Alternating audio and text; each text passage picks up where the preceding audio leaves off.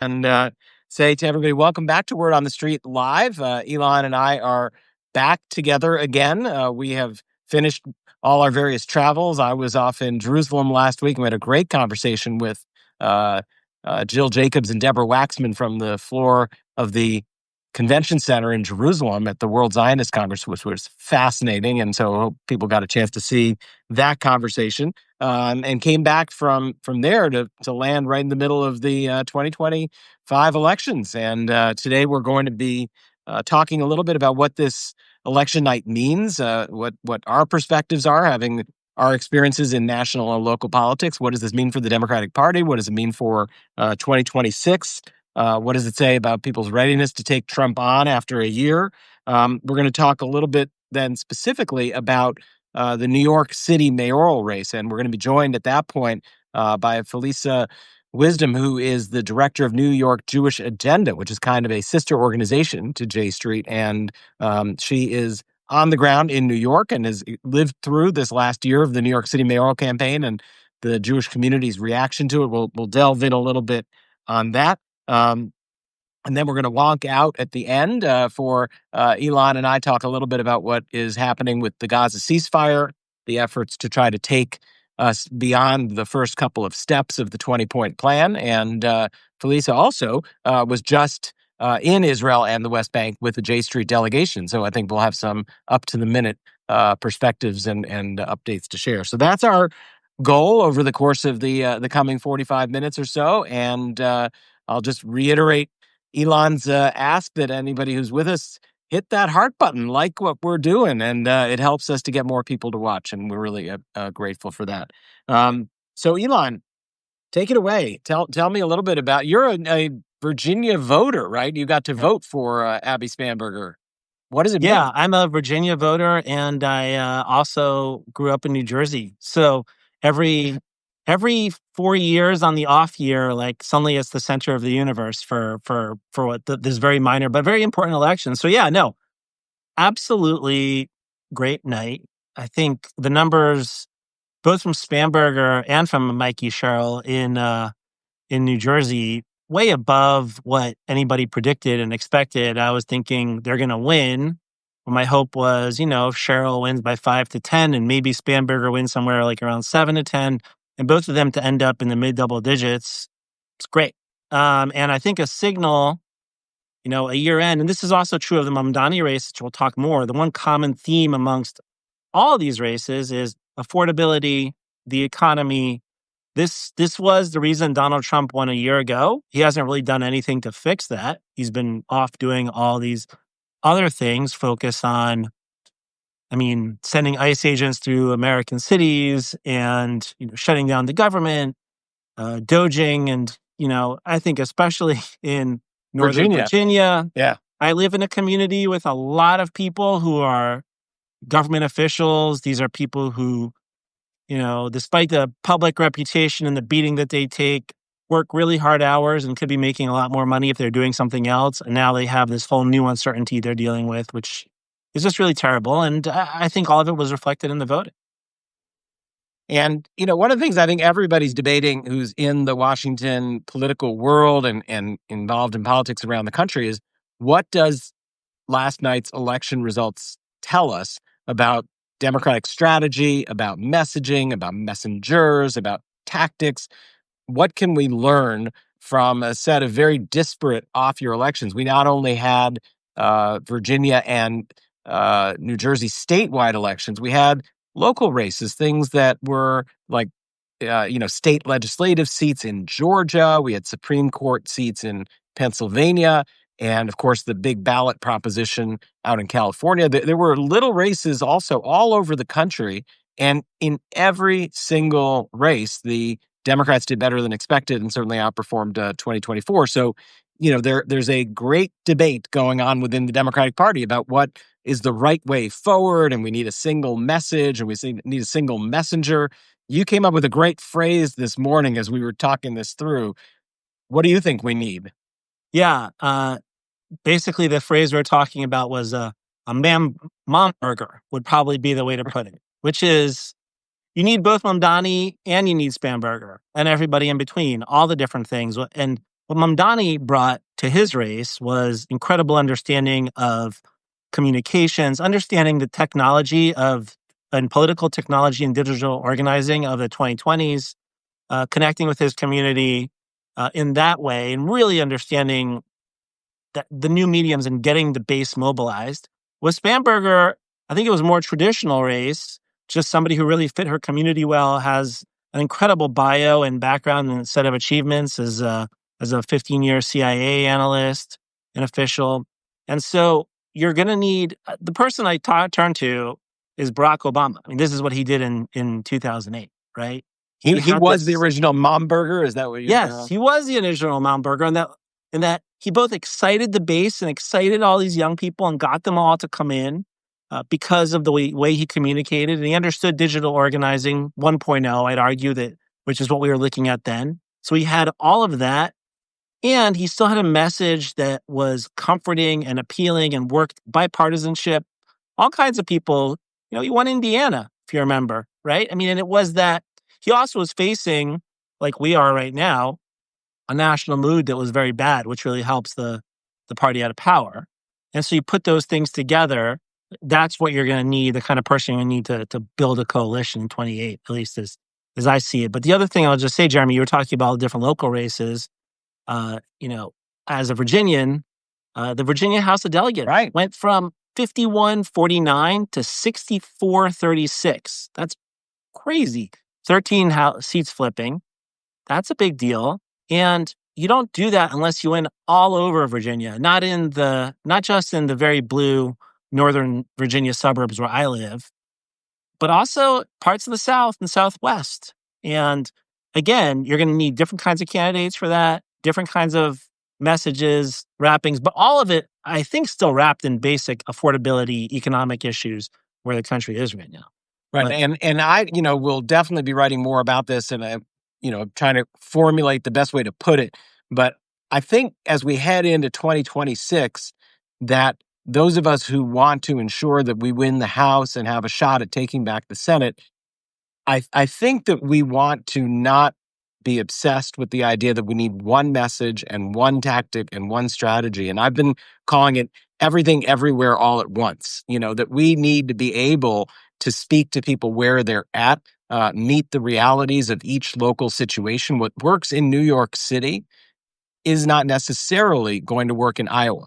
And what works in Iowa is not necessarily going to work in Seattle or Portland. And we need to allow the Democratic Party to be a big enough tent that it can accommodate the Abby Spambergers and the Mikey Sherrills on the one hand, and the folks who are going to run great statewide races in places like Iowa, and also at the same time have the energy and the excitement that are generated by a Zoran Mamdani, this sense that we're upending the established order, that we're not going to be a tired old party of, folks 20 years older than me, which is really getting up there at this point. We are not going to be that party, that we're going to have energy, that we're going to relate to people, that we're listening to folks and hearing the anger and hearing the frustration, and let that play out in the way it plays out locally, and not demand that we have one set of litmus tests across the board.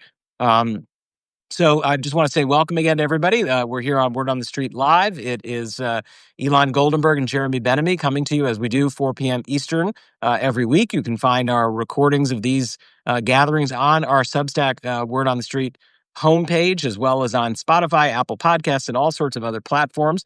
We're joined today, and I want to invite into the conversation because we are discussing New York in some depth, and we want to really dig in to the way that the Israel issue played out, the way that the Jewish politics played out in New York City with the election of Zoran Mamdani last night in New York City. So I want to invite into the conversation Felisa Wisdom, who is the executive director of New York Jewish Agenda. Hey, Felisa, it's good to see you.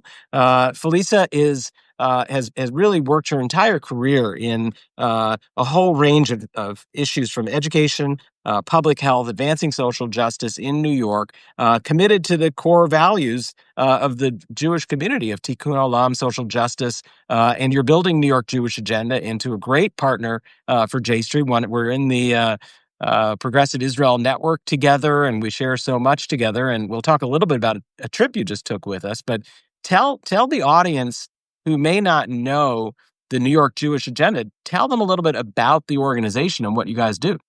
Awesome. And thank you so much for having me. It's great to be here. NIJA, as you said at the top of the call, is really, in some ways, a sister organization to J Street, a member of the Progressive Israel Network. But our mission is that we advocate, organize, and convene liberal Jewish New Yorkers to impact policy, politics, and communal discourse. So those three areas of impact: policy means, legislation at City Hall and also in Albany. Politics is what we've all just come out of and what is sort of the continuing cycle, and communal Did discourse. something just happen? The politics part has taken a center stage in recent weeks for sure, as well as communal discourse, sort of how we as a Jewish community talk amongst ourselves and make our voices heard on our priorities. And there's, of course, lots of overlap. And as we've just seen, and we'll get into a little bit more, some areas of disagreement within our community. Well, tell us a little bit. I mean, you've been on the ground, for this entire campaign for the last year, and NIJA, of course, being filled with a bunch of politically connected and thoughtful and liberal Jewish New Yorkers. You've been right in the center of this race. Tell us a little bit about the dynamics that developed and some of the changes that may have happened over the course of the race with the way the community was relating to Mamdani and relating to each other. But take us inside the New York bubble and give the rest of the country a little sense of what was going on. Sure. So, I mean, Assemblymember Mamdani, now Mayor-elect Mamdani, was sort of a newish assembly member when he announced his candidacy for mayor, alongside many other candidates who were both known to voters and less known to voters. So, for example, one of our co-founders, Brad Lander, was a candidate at the time as well, and the city council speaker, Adrian Adams, among many others. Andrew Cuomo was our governor, so he is someone who's really known to New York voters. His father was our governor. It's a dynasty that longtime New Yorkers are very familiar with. And it was really interesting we're a 501c3, it's important to say. So our role here was not to endorse, really, as I said in our mission, it's, politics, policy, and communal discourse. So we were never going to have a horse in the race necessarily, but we're watching with interest as um, then Assemblymember Mamdani was sort of ascendant, and we were obviously still reeling from the October 7th response here in our city and state, as well as the ensuing war that, as I'm sure is true across the country, animated political discourse in a really significant way. We knew it would play a big role in the mayoral race. I don't think any of us understood the extent to which it would, once Zohran Mamdani won the primary. That became very clear, and once it looked like he could. And so really from late June when that happened to now, issues of anti-Semitism, Israel, Palestine have really been in the news almost daily. There are many, many other things that other people who are not Jewish are paying attention to, and we're paying attention to with this race. But it was interesting the extent to which non-Jewish New Yorkers were thinking about our communal issues and talking about them and weighing in on them and looking to see what candidates had to say about them. So I think many of us are feeling a range of things about the outcome, but certainly something that I think is unifying is a bit battered and bruised from kind of being this political football, being so under a microscope. Our rabbis have been in the news. Our rabbis have been disagreeing with each other publicly. That if you are synagogue affiliated, there's That's shocking. Rabbis disagreeing with each other? Never in history of the Jewish people have rabbis disagreed with each other. I think also never in history has the joke been truer that like a Jew on a desert island would need two synagogues, one to attend and one to hate. That has felt like a really present kind of reality for us. So So go ahead. I'm kind of curious, Felicia, to get into this. Look, with Mamdani, I think a lot of the initial reaction, we at J Street, we actually had some shows which we did with New York voters after the primary. And me personally, I'll just tell you a little bit about how I was seeing it back then, and I'm interested in how we approached it a little bit at J Street, which was we didn't necessarily agree with him on policy in terms of his positions on the Israeli-Palestinian conflict. obviously we continue to support, Israel as a Jewish, democratic, and secure state. We think that's still a possible option.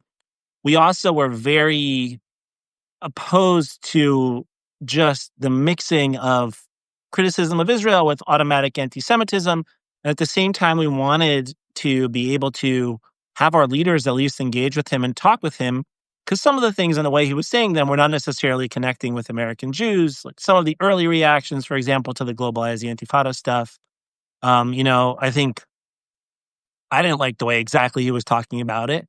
Again, he's a mayor of New York, so I'm not sure he necessarily needs to have very strong opinions on all these issues, or that needs to be the reason for the race. But we tried at least to connect and see if he would listen and engage. And I'm sure you all did the same at New York Agenda, Jewish Agenda. So I'm kind of interested, how did it evolve over time? How did his thinking evolve, or the way he spoke about these issues evolve over time? Do you think he was listening? Yeah, it's a great question, and I think an important one for Jewish New Yorkers to be thinking about, because he is the mayor-elect, and it has been a major topic of conversation. I think that there are a few things. One is that he is someone with deeply held and very informed views on this region and on this conflict. So while he may not hold the same lane as the majority of Jewish voters, and our lane at New York Jewish Agenda is similar to J Street, I would say probably identical. Um, it's not that he's someone who needs new information necessarily. Like he has really developed this as part of his politic. It's an early animating issue for him. What did happen, though, is that he understood the way that it feels and the way that it shows up for Jewish New Yorkers and Israeli New Yorkers, and sought out, as far as I could see, I was in some of these and I heard about some of these conversations with Jewish leaders and Jewish communities, and listened and asked questions. And Globalize the Intifada is probably the most prominent example of this, the one that, like, no matter where you live on this call, you probably heard about this, that there was sort of an initial unwillingness to do the typical structure of condemnation. Like, I condemn, he didn't do that when he was first asked, and then went on to say that he doesn't use the phrase, which is true. There is no evidence that he has ever used that phrase on video or in text or anything like that, but said, I will continue to not use that phrase, and I would discourage its use, and has spoken somewhat movingly about conversations with rabbis in particular that he's had, and how he understands that when Jews hear that language, it means the proper noun of intifada. It means violence that happened in Israel with bus bombings and cafe bombings being in cities where Jews live, and in New York, where the largest Jewish city outside of Israel. Of course, that is something that people are fearful of. And I think you can see in his various answers in various places in different interviews, that he understands that and came to understand that. But I do think the point of, that you made, Elon, about he's the mayor-elect of New York. There's not an enormous foreign policy role to play, but there are things. There were members of the Jewish community who asked, for example, about the Israel parade. Would it still happen? Would the NYPD still go? Would the NYPD still go? What if they were visiting Israeli dignitaries? There's a whole other conversation about Benjamin Netanyahu, but in general, and I think he's been doing both, in public and in private, reassurance that yes, his politics mean that he will not be marching in the Israel parade. I will say, increasingly over the years, the Progressive Israel Network orgs are also not doing that. Right, we're not even welcome, right? To Yeah, have a liberal Jewish point of yeah, view, you're not welcome at the Salute to Israel parade, which is such a shame. I mean, I used to love doing yeah. that as a kid. It's a lost part of the conversation, actually, that in this Israel parade, like, there are communal dynamics too that mean the Israel parade is difficult for people who do support Israel and have a relationship with Israel. Not to mention our mayor-elect, who does not have those same commitments to Israel, who wouldn't want to march in it. So I think he's been having these conversations and talking openly about what he's learned from them. Some people are reassured by that, others are not. I think there's also another category of people who say, he says a lot publicly. I forgot the exact quote, but, like, if you agree with me on 10 out of 10 issues, you should see a psychiatrist or something. Like, he's not expecting voters to entirely agree, and I think he's aware that for Jewish voters, there is one or two really obvious areas of disagreement. And he was asking those voters to focus on the affordability agenda. And I think we will see, as more and more data comes out, that Jews across the political spectrum, observance spectrum, um, you know, they're worried about the affordability crisis in our city too. And so that did seemingly animate voters beyond their feelings about his Israel politics in some cases. So I want to dive in a little bit into the sort of organized Jewish community, the established Jewish community, and its reaction to Mamdani. And it seems to me, from the J Street perspective, I think it's true from NIJA, and our partner organizations, that our hope is to build bridges. Right, our hope is to find ways to engage with and find the avenues of potential cooperation with the people who we may disagree with around these issues. And there are really big fish to fry. Our democracy is at risk. Donald Trump is talking about sending troops into New York and defunding programs in New York. We've got a very serious challenge that those who don't feel comfortable with Globalize the Intifada and those that feel comfortable with it can find common ground in the need to protect our democracy, protect New York City, protect people's rights and freedoms across the board. So I think there's a part of the Jewish community that is anxious to extend a hand to see whether that hand is met, to find some ways to open up dialogue. But I have been really, really disappointed and shocked by the uh, angle that established Jewish organizations have taken, which seems to me to be to pour fuel on the fire, and to look to fear monger, fear incite, and I just happened, as 2 minutes before this, I saw a tweet on X, or whatever you call it these days, a post on X, from a rabbi out in the Hamptons, who says, well, now that thousands of Jews are going to be fleeing New York City, we're going to be expanding our day school out here so you have a place of refuge.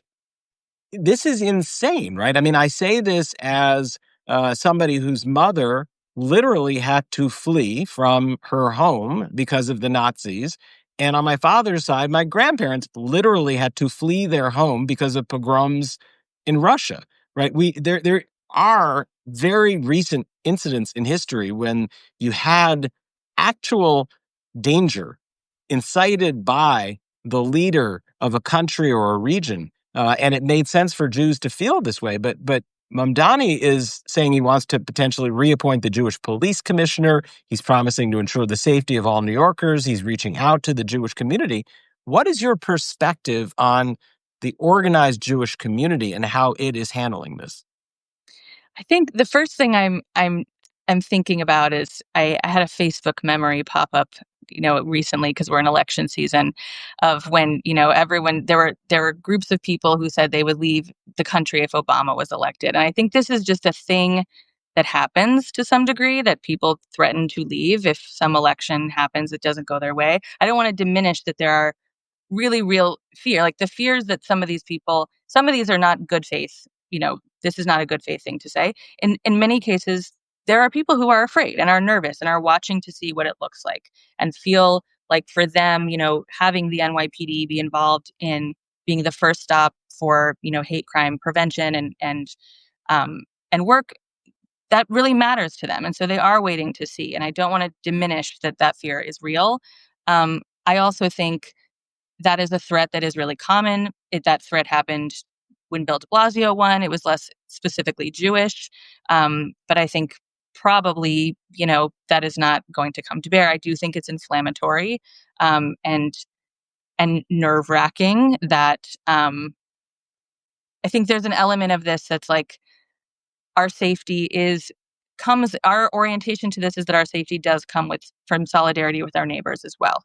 And so us being the tip of the spear, in any way, is uneasy and makes me nervous, that if he doesn't succeed, did Jews push him out, or any of those dynamics. So our role, I think, at NIJA and all of those in our lane, is to take the temperature down, and Right. come from a place of like, this is our city that we all love, and we may have voted for different candidates, but this is the mayor-elect who is, as you say, saying that he seeks to be the mayor for all of us, that he takes anti-Semitism seriously. There was a swastika drawn on a yeshiva today, and he immediately tweeted condemnation of it. He called it disgusting and said it has no room in our city. So that was sort of a day one test to some degree. He came right out and used language that was very strong. So I hope that those people don't leave. I think that's not good for our city. If we leave when we disagree with our mayor, I know it feels existential to some. Um, and there are statements that have come out of our community that I think are inflammatory and are not seeking to build bridges. And I'm not sure it's good for New York or the Jewish community to make an enemy of its incoming mayor on day one. We do have things in City Hall. I'm sure other cities have this, like Jewish Heritage Month celebration. There's right now a Jewish Advisory Council that our current Mayor Eric Adams created. And I will just say, as a side note, Nija was publicly critical of that Jewish Advisory Council because it was 80% Orthodox men. And it was not clear, sort of, it looked like some of the priorities would not be liberal Jewish priorities, things like protecting yeshiva education, whether they taught secular education or not. Um, and where we know that, like, in the synagogues we work most closely with, there are people standing up pro se legal clinics for migrants. There are people doing criminal justice reform work, pro democracy work, and those priorities didn't make it into that Jewish Advisory Council. So I hope that that Mayor-elect Mamdani is thinking about who will sit in that kind of council. It should absolutely have space for some of the more legacy mainstream institutions, and it probably will be a broader tent that include those like us and even those to our left.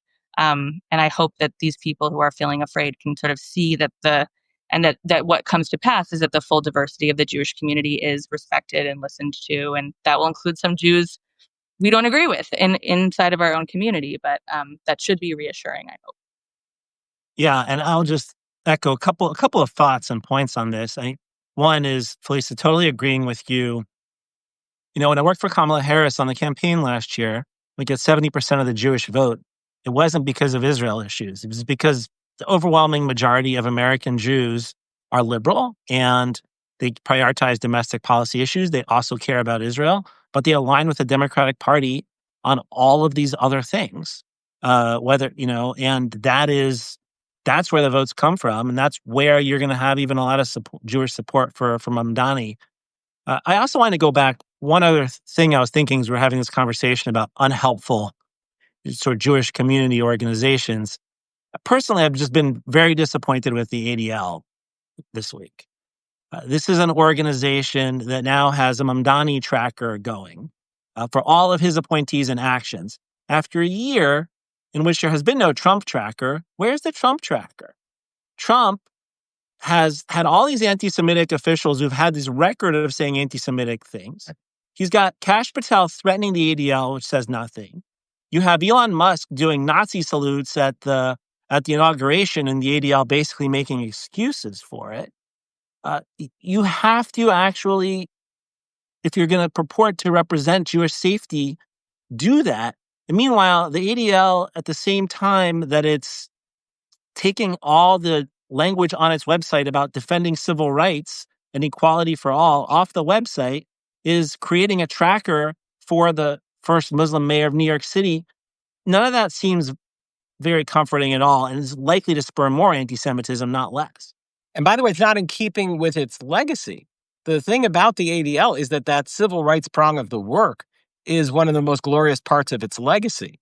That the ADL was so front and center there in the 60s as the civil rights movement was really coming to its peak and achieving the Civil Rights Act and the Voting Rights Act. And the ADL was right in the thick of all of that. And so it's going against its legacy, and it's going against the core pillar of the fight against anti-Semitism, which is that the fight against anti-Semitism is a fight against hate and bigotry across the board.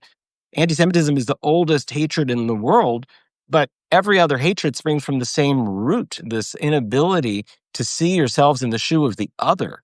And I'm afraid that by becoming a very parochial, Jewish-only organization, that ADL is losing the thread on what it is that ultimately keeps our community safe. I don't know what your perspective on the New York situation is, Felisa. I totally agree with what you both just said, and I mean, again, it's a sort of philosophical difference that seems to be emerging and kind of sharpening, that we see our safety as inextricably linked with the safety of our neighbors, and especially our minority neighbors. When Islamophobia is on the rise, so is anti-Semitism, and vice versa. And I feel very nervous about something that singles us out so uniquely and specifically and explicitly, from our neighbors, who, again, most of whom understand that there's an affordability crisis, that universal childcare is long overdue, that free or cheaper public transit will keep our neighbors safe too. That safety is something we should think really expansively about.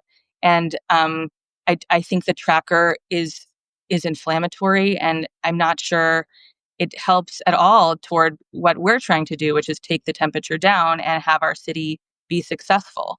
Um, and to your point, Elon, like, yeah, there is a lot to track about the anti-Semitism that is platformed in the Trump administration, and that we have not seen that at all. So I find that disappointing, and I think we're just going to, keep our heads down and keep doing our work locally, which is not that. We will call out anti-Semitism wherever we see it in our city, whether it comes from the left, from the right, from the mayor, from the governor, from city council members, from anyone. But going in on day one with this sort of orientation that he's going to fail and that he is an anti-Semite and that he's inflaming anti-Semitism is just not our orientation. Our orientation is, let's make sure that the people who work in City Hall, the mayor and everyone else, um, really has a robust and thoughtful and nuanced understanding of anti-Semitism, and be in communication and build a trusting relationship so that we can talk to each other about how we ensure, as he has said many times, he's committed to combating anti-Semitism and all forms of hate, that we can ensure that they have the tools and resources and relationships to do that. And we think that's the way to keep Jews safe in New York City. Boy, do I wish that you were in charge of the Jewish community in New York City instead of the people who are writing the awful letters that are circulating, because you're setting exactly the right tone. I mean, if you really want to lead in a moment of division and in a moment when tensions are high, leadership really looks like working to find common ground and turning down the volume and turning down the temperature. And there's just way too much of our communal leadership that seems intent on turning the dial up and turning the flames up. And I'm very concerned about that. I hope that we can turn over a new leaf, and I hope you'll be in the forefront of that in New York. Very excited about that. Thank you. So, Elon, should we turn a little bit over to what's going on in the other part of the world? Or Yeah, any yeah, the further, other further part. New York comments? Yeah. And I don't mean California, by the way, when I say the other part of the world. We didn't discuss Prop 50 over there in California, which was also a very exciting victory. No, but yeah. No, Felisa, don't go yet. I think we wanted to, if you're still there, we wanted I'm here. to turn to the other side of the world, being, Israel and Oh, yeah, Palestine, of course. and just start by asking you, you just went on a J Street trip. You were there. I was jealous. I wish I had done things differently, so I could have joined you all, because you were there. I think it was the week after the deal to end the war, when all the living hostages came home. Uh, how was that? I am so grateful. I will say publicly thank you to Jeremy, as I have said privately, for including and inviting me on this delegation. It was truly an honor, and it was like, it sounds hyperbolic, but truly a life-changing experience. Like, I had been to Israel, I had not been to the West Bank before, so I saw things that I have read about and understood to be true. And seeing them in person and experiencing what it feels like on the ground is just profoundly different. And Elon, as you said, we arrived, I think it was 5 days after all the living hostages came back. So we we knew that we were going to be going to Hostage Square, and we knew we'd be meeting with hostage family members. The tone of that was more similar, actually, than I thought it would be, but certainly different. And having watched Hostage Square for the past 2 years, just being there in person, and it was really unlike anything else. And having, the ability to go to Kfar Aza and the Nova exhibition, the Breaking the Silence tour of the West Bank, specifically Hebron, was unbelievable. I mean, just like being in the streets and seeing how the soldiers and the police operate and seeing the different places that different people walk. I wish I kept sort of we kept saying to each other, like, this is just something 95% of Israelis and New York Jews just will not get to experience. All of this put together, it was really something. And the timing, um, I think the timing also meant I got to see Israelis exhale a little bit. Like, I didn't get to see what it looked like the week before, but even just staying after with my friend's family in Tel Aviv, they were talking about how they can actually sort of really start to grieve and think about. I think there's a lot of critique over in the United States of Israeli society's lack of understanding and thinking about what was happening in Gaza. And I heard people say, and many will have a critique of this, that they feel like they can now. They can really assess kind of what's happening outside of the immediate, like, make sure your family is okay feeling that was really pervasive around Israeli society. Yeah, we had a webinar with a number of Israelis, both hostage families and uh, journalists. Supposed to be a commemoration of October 7th. It was the day after, and it became the day of the deal. And one of them said, or it was 2 days after the deal, one of them said, and it's really stuck with me since, they've said, every day since October 7th, 2023 has been October 7th, 2023, but today is October 9th, 2025. And now I think there's a lot of reckoning to do. I think there is a lot to actually consider with Yeah. what comes next. And I think Israeli society is only now going to have to start reckoning, including with what it did in Gaza and what this government perpetrated in Gaza. Yeah. I think also what was interesting too is while I was there, a lot of things happened in New York. There was a sermon from Rabbi Cosgrove. There was a subsequent letter signed by 1,000 rabbis. Like, there was sort of a lot moving here, and being able to put those two things together and hold those thoughts. Um, I really felt how intertwined they all are. So, like, one example of that is that we had at NIJA, at the time, off the record briefing with hostage family members who were from Kulanu Hatufim. So they were the hostage family members who were calling for a deal, I think earliest on before it became sort of a more mainstream thing to do. And we had elected officials from city council, from the state legislature, including then Assemblymember Mamdani, come and listen to these family members and hear that almost every elected official on that call was calling for a ceasefire and had been since really the top of the war. But to hear that the call for a ceasefire and the call for the return of the hostages are the same and should be treated as the same, and that you can elevate and should elevate the plight of the hostages as well.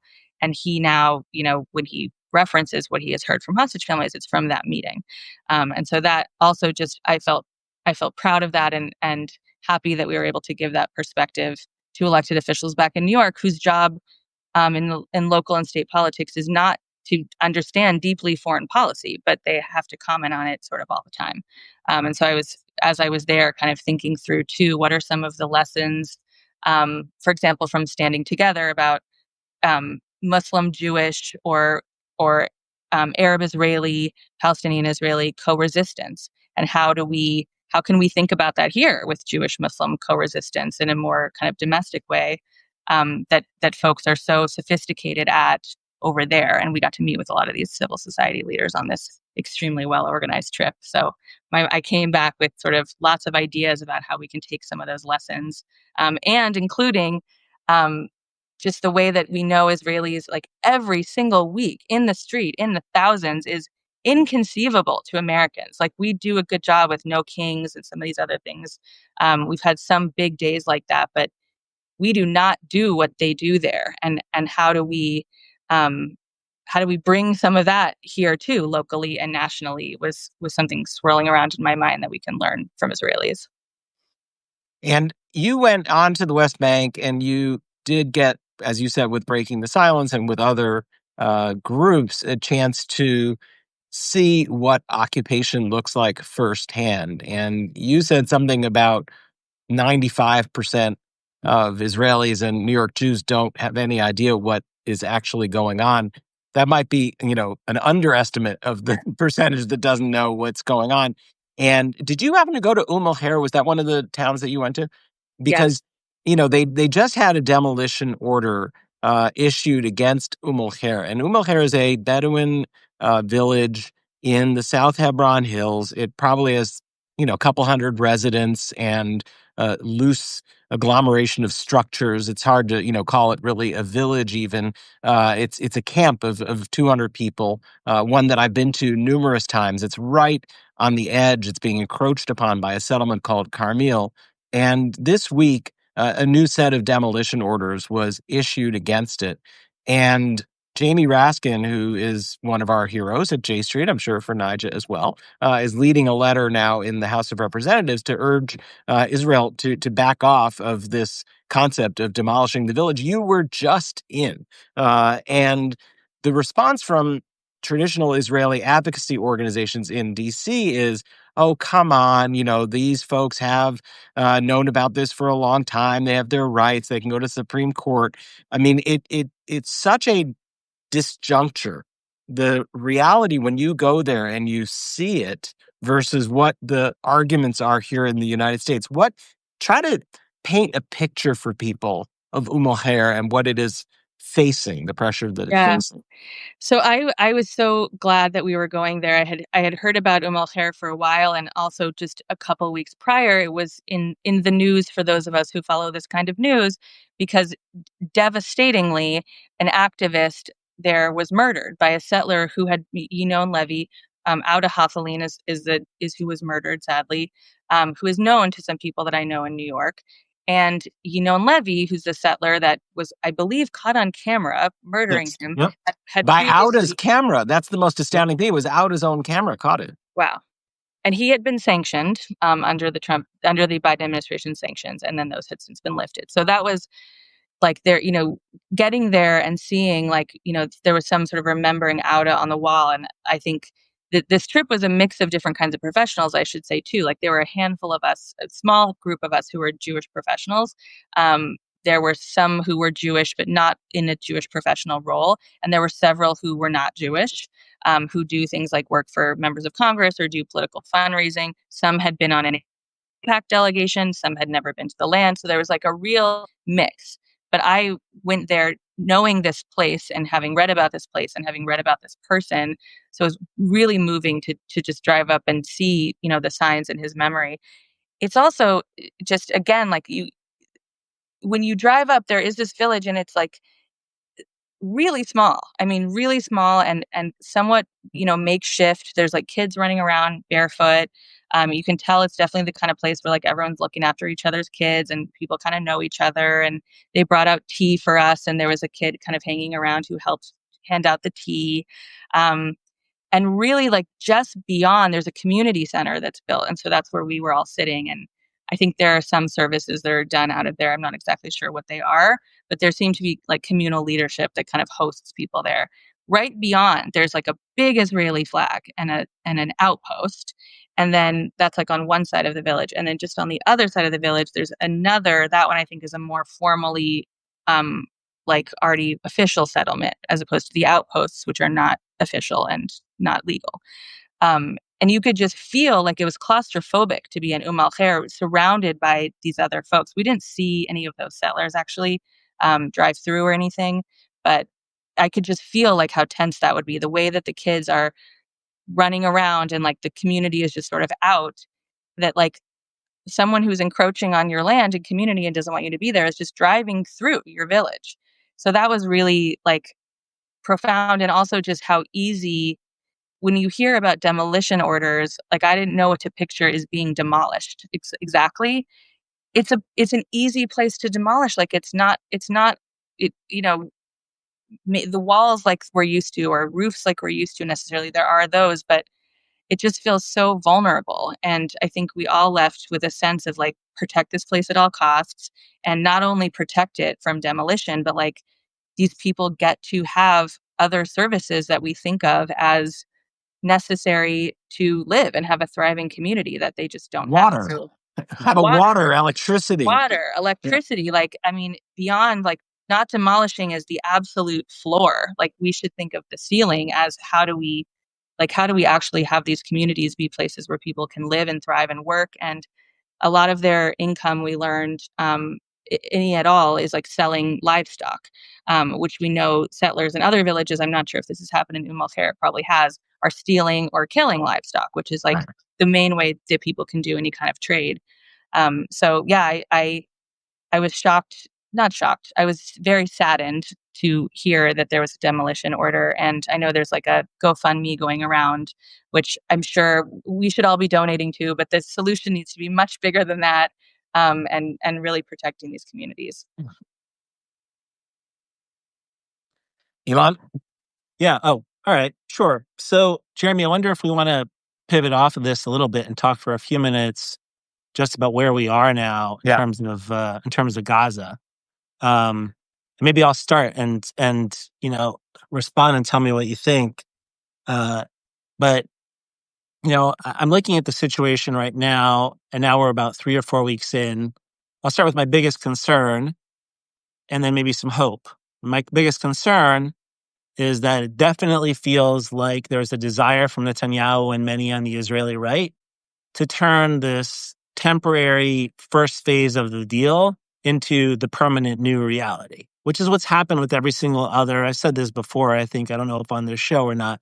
Every single other previous Gaza deal has turned into essentially we get the deal, we agree on all kinds of other things that are going to happen, and those other things never happen. And you end up with a Gaza that's divided. You have Israel owning half of Gaza, Hamas on the other half of Gaza, enough humanitarian aid for the situation to subsist. Every once in a while, you have clashes like the ones we've had where you have an Israeli soldier killed or 100 Palestinians killed, and things just stay as they are. I think that's what Netanyahu would probably be perfectly happy with, and also what Hamas would be perfectly happy with, right? And the alternative to that is to start pushing through on this 20-point plan. Right. And that leads to the question of, well, who's not happy with that, right? If Hamas and Netanyahu are happy, who are the counter pressures on that?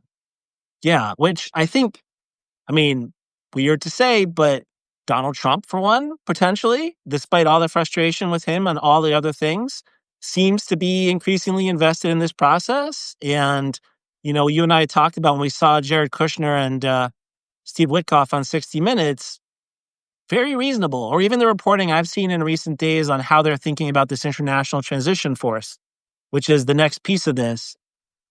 The U.S. is pushing hard on that. It's actually, the descriptions I've heard, at least I've read in the press, have been quite sound, thoughtful. A draft Security Council resolution, if folks saw, recently put out just a few days ago by Barak Ravid. I think it's a first draft. I think there'll be a lot of negotiating on it. But these are serious steps. The fact that there even is a Security Council resolution. So you have the U.S. on the one hand, then you have the Arab states on the other, who I think are feeling like before October 7th, we're ready to just kind of dismiss this issue. We don't need the Palestinians. This is just a headache. This is hopeless. If we can get some kind of deal with Israel, we can work with the Americans. That's probably fine. We can have something symbolic for the Palestinians, and that's it. I kind of think that's where the Gulf states were before October 7th. That's not where they are now after the last 2 years. And it's not just the horrible things that have happened there in Gaza, although that's been horrible. And it's not just the fact that their populations have been very mobilized by this. If you think young people in the United States have been horrified by what they've seen on social media, it's much more extreme in the Arab world. I think it's also a realization that you just can't contain this thing if you don't take care of it. And you're going to end up with, as a result of this conflict between Israelis and Palestinians in Gaza, you ended up with a war in Lebanon, challenges on the Red Sea, war between Israel and Iran, missiles being launched at Qatar, all these different pieces. Tensions in Syria. Yeah, incredibly destabilizing. And so if the Arab states are willing to keep pushing and pressure Hamas, and the U.S. is willing to keep pushing and pressure Israel, make some progress. I still think you're going to need elections next year and a new Israeli government. Right. And that's, about maybe 11 months at the outside now till there's elections. Yeah. What are the things that have to happen? What are the next steps that would get us through these 11 months? Well, I think, number one is to get some form of international force in to Gaza, to get it rallied, to get a Palestinian force that it is backing up trained and getting that inserted, just those two steps are going to take months at this point. And so the standing up of a security force and the beginnings of the establishment of a transitional authority that is going to govern Gaza, that is Palestinian, but doesn't have any Hamas, and at the outset is not a PA organ, but is PA blessed. If those two things can happen, and it is possible for those two things to keep moving, even with a Netanyahu government in place, and somehow getting through these next 11 months, or maybe it's less if the elections end up being earlier, but getting a little bit more stability, getting a little bit more aid, getting a little bit more governance structure, all of it underneath a UN resolution. It seems to me like that's what the next months are going to look like. Yeah, and there are talks going on in Egypt amongst the different Palestinian factions to try to arrange something, because people need to understand this transitional government is going to need to be a government. Hamas can't be part of it, but it can't be fighting it. And similarly, on the transitional force, Hamas is not going to be, I guess, obviously not part of the transitional force. The purpose of the transitional force is going to be to ultimately replace Hamas. But the key here is, and to help build a Palestinian entity that can replace Hamas. That's really the key to all this, replacing Hamas, and then you can disarm it. That's going to take a lot of time, and Hamas in a position of weakness, thinking it can kind of ride this out. But I think we also just need to remember the play of the Israeli right wing here, which is right now the idea they're pushing is we're going to take the half of Gaza that's owned by Israel, and we're going to just invest in that. We're going to let the other half be a wasteland. We're going to invest in this. We're going to get Palestinians, magical Palestinians who want to live under Israeli rule, to come over to this half, and they will thrive and they will moderate under Israeli rule. And then, eventually that will spread to all of Gaza. That's the Israeli hard right approach. And the problem with it is it's very obvious. It's going to fail because Palestinians will forced to choose between Hamas, who many of them are really fed up with and don't want to live with, and Israel will choose Hamas, which is not great, but that's the reality. They're not going to flow over to the country, the military that just, killed a lot of civilians in Gaza. And then the Israeli right wing's response is going to be, see, we have no partner. People won't come over and do this. So we have no partner. So there's nothing we can do. So we're just going to keep doing what we're doing now. Right. And that's the play. That's what people need to understand. And the alternative play is to actually keep pushing on this. And you've got a great Substack. It's either out or you're drafting it. I know I've read it. Is it out yet? Coming out tomorrow morning. Excellent. So you have a great Substack. Everybody should look for it, which is going to be laying out all of this related to Gaza, and it's really thoughtful. And then Friday, J Street's going to have a webinar, which is going to talk a little bit about Syria, because the president of Syria is making the first ever post-World War II visit to the White House for a president of Syria. And so we want to set that up with a public webinar to help people understand what's going on in Syria, a little bit of Lebanon as well, and set up the visit on Monday. And there is just so much, we're going to be following as well, Felisa, in New York. We say thank you to you for joining us, Felisa Wisdom from New York Jewish Agenda. And if you guys don't know about it, or if you're in New York, check out nija.org. And we are so proud of our partnership with you, and it's so great to be with you on this program. Thanks, everybody, for tuning in to Word on the Street Live, 4 p.m. Eastern, here on Substack. Elon, any final words on any of these topics? Just maybe hit the like button and the heart button on those. I'm going to make that naked plug again. It helps actually, because it gets more people to then read, and it pushes us up the algorithm. And gets J Street's message out further. I'm going to press it. What happens when I press it? I just did it. Yeah. Oh, yeah, look, it works. We're all doing it. This is fun. All right. Join Excellent. All right. Felisa, any final words? No, I'm so grateful to you. I'm so grateful to J Street for the role you're playing and the seat you're occupying, and really, really grateful for our partnership too, and to keep talking about what's happening in New York. Terrific. Thanks so much, Felisa, Elon. Thanks, everybody. And thanks, Phil, for pressing the like button. We really appreciate that. All right. Take care, everybody. See you next week.